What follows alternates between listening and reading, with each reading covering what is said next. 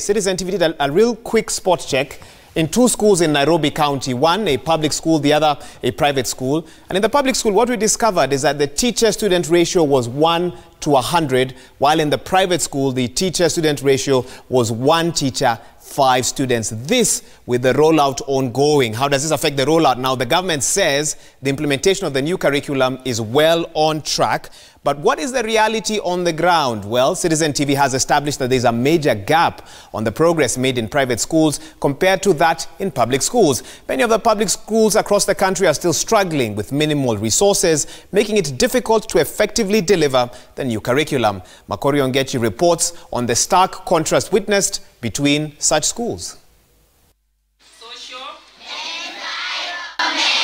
Monday morning at Olympic Primary School in Kibra. Many learners are busy in their classrooms. Pupils having a taste of the new curriculum. In this classroom, we have 105 pupils. And what I'm holding currently is a learner's book for grade 3. But the teacher tells me we have only 4 such books in this classroom. Not by the government, but just by parents who have considered to buy for their pupils or children. It's evident from the huge number of pupils in this class and the lack of learning materials that the teacher will not achieve the outcome as required and provided for in the guidelines for the competency-based curriculum. The number of pupils in this class is telling. Some of the learners have lost concentration.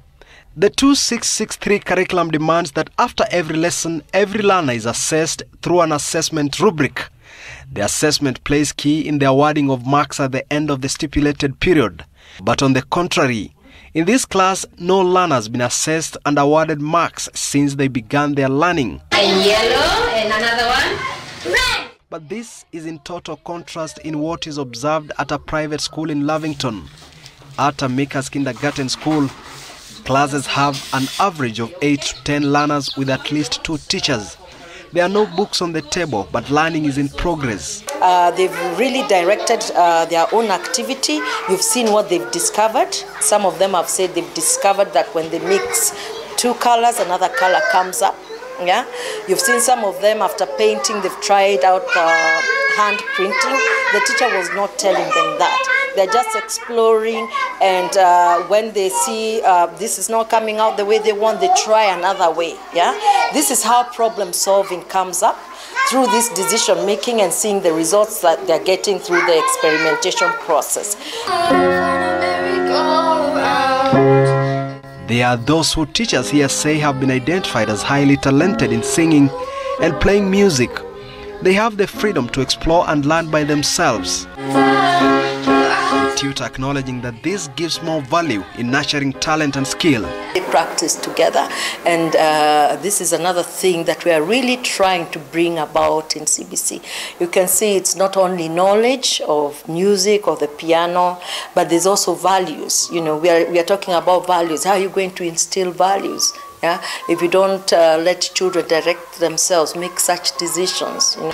Yes, I say please. Former Education Cabinet Secretary Amina Mohammed had reservations about the new curriculum and postponed its implementation, citing poor infrastructure, lack of enough teachers and resources. And as the Minister of Education and the Teachers Union continue to engage in a war of words over the implementation of the competency-based curriculum, these 2 pictures can only tell a similar story in 2 different ways. Makori Ongechi, Citizen TV, Nairobi.